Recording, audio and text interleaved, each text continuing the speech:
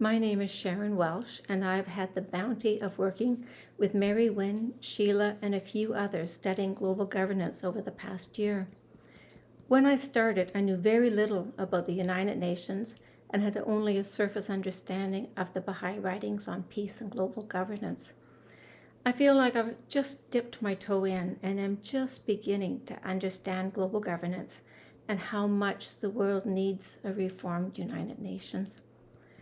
Baha'u'llah, Abdul-Baha, Shoghi Effendi, and the Universal House of Justice have all dedicated tablets, letters, books, and messages to the topic of peace.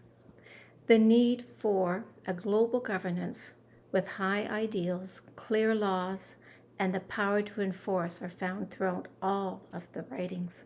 I want to start by looking at a quote from Abdul-Baha's first tablet to The Hague, because I think you will see the recommendations found in this quote reflected in the proposals I will be sharing from the book. It's a long tablet, and so I've tried to pull out some of the relevant content. The full quote can be found in your handout. The choices of each nation to represent it. They should be well informed concerning international laws and the relations between governments, and aware of the essential needs of the world of humanity. The number is to be in proportion to the number of inhabitants of that country, and they would be elected by their citizens and confirmed by their governments. From among these peoples, the members of the Supreme Tribunal will be elected. And when the Supreme Tribunal gives a ruling on any international question, it is binding. And if any government or nation does not obey a decision of the Supreme Tribunal, the rest of the nations will rise up against it.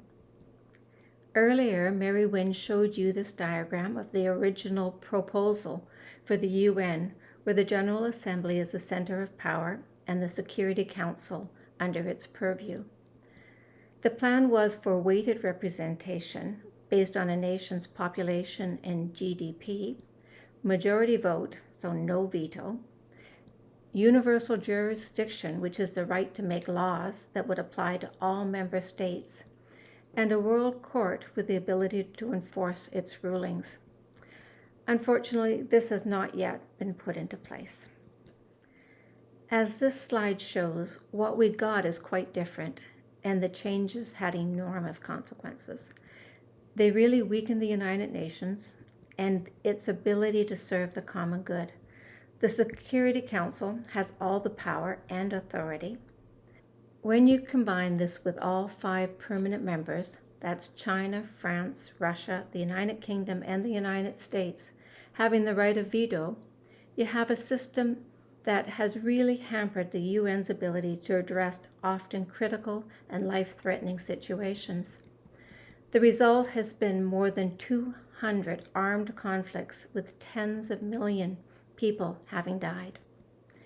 Reform is critically needed if the UN is going to be able to serve humanity and provide for its security.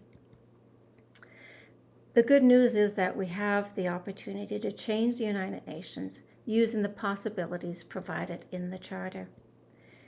In the book, the authors prefer the option of reforming and strengthening the United Nations, but recognize the option of replacing the UN with another structure.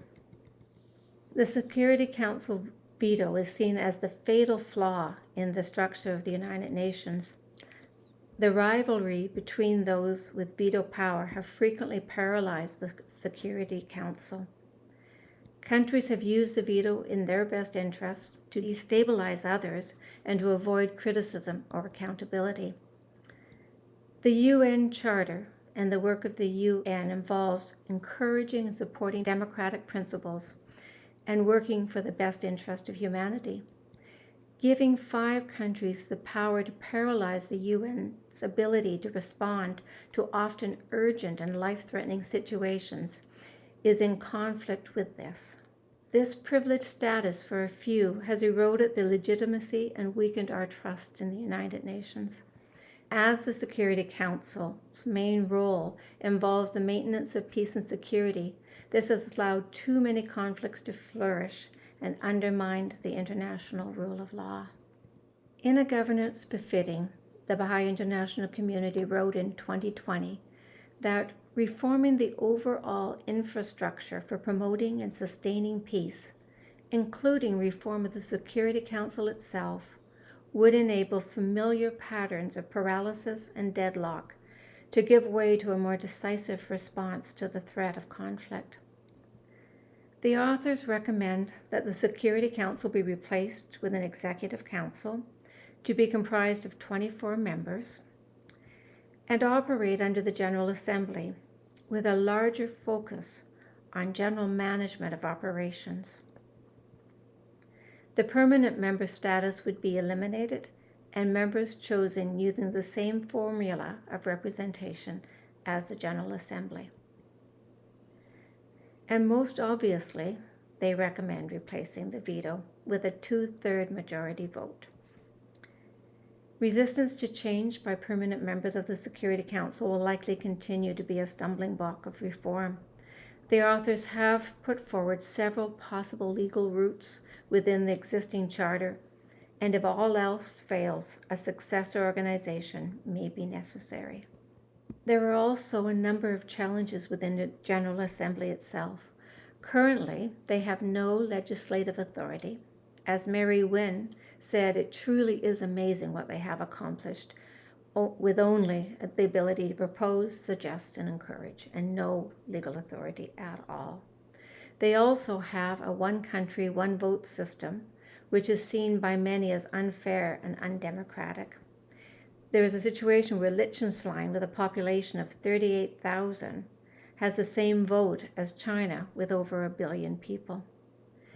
Members of the General Assembly are diplomats representing their country, yet the first words of the UN Charter are, "We the people." On this slide, you'll see some of the changes that have been put forward.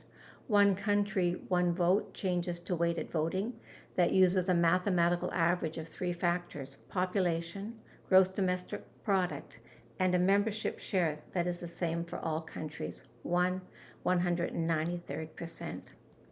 Lack of authority is addressed with greater powers to legislate. The authors envision the General Assembly as the main seat of power in the reformed UN to eventually have binding legislation and the ability to enforce its laws. With these measures in place, the threat of interstate war will gradually fade and be replaced by a new wave of positive effort to build a more cooperative international order. The authors recommend that membership of the General Assembly be changed from diplomats to citizens. The shift to greater citizen involvement could happen fairly quickly, and this might also help to mobilize other changes. They present 2 possible options for moving in this direction. The first is a gradual introduction of a full popular vote of citizens, but they suggest that the timeline for doing this is too long and the situation is too urgent. The second option is to establish an interim United Nations Parliamentary Assembly. The United Nations Parliamentary Assembly would be an advisory body to the General Assembly to act as the voice of citizens, to advise on world problems, and to act as a catalyst for reform.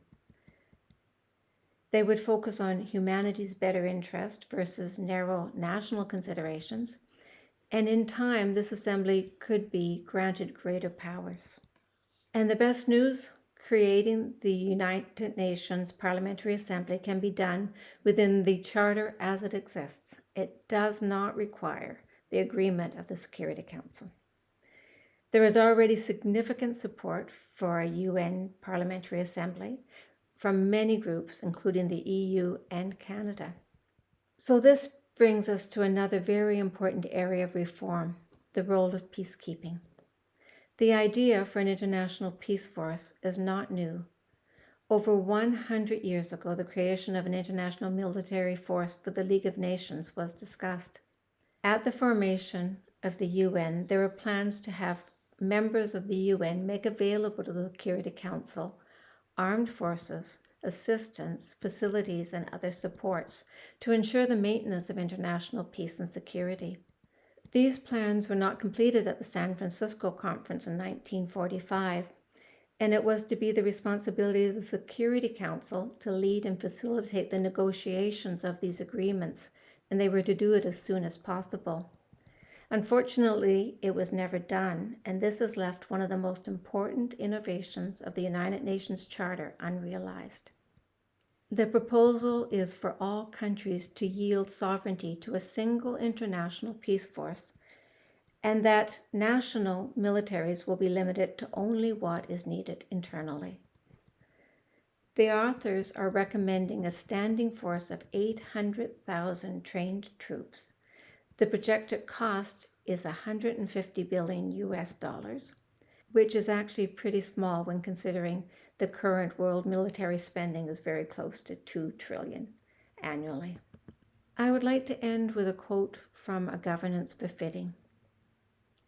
The range of areas in which established systems and approaches are in need of radical transformation suggests how critical the coming quarter of a century will be in determining the fortunes of humanity.